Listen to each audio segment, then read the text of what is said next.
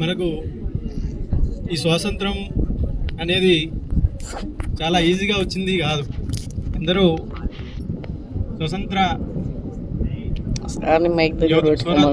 పోరాట యోధులు.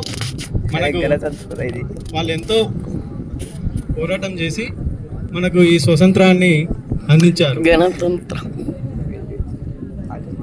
వచ్చేసింది.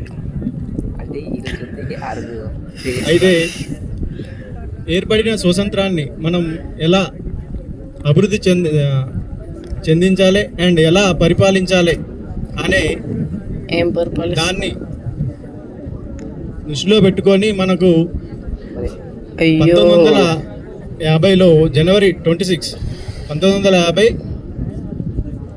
జనవరి 26వ తేదీన మనకు రాజ్యాంగం అమల్లోకి వచ్చింది. ఈ రాజ్యాంగం రచించింది మెయిన్గా డాక్టర్ బిఆర్ అంబేద్కర్. ఇది ప్రపంచంలోనే అతిపెద్ద రాజ్యాంగం, అందరికీ మనకు తెలుసు. అయితే ఈ ఏర్పడ్డ మన స్వతంత్రం దాన్ని మనం ఏ విధంగా సహకరించుకోవాలి, ఎలా మనం ప్రతిఫలాలని అందుకోవాలంటే మనం ఒకటే చేయాలి,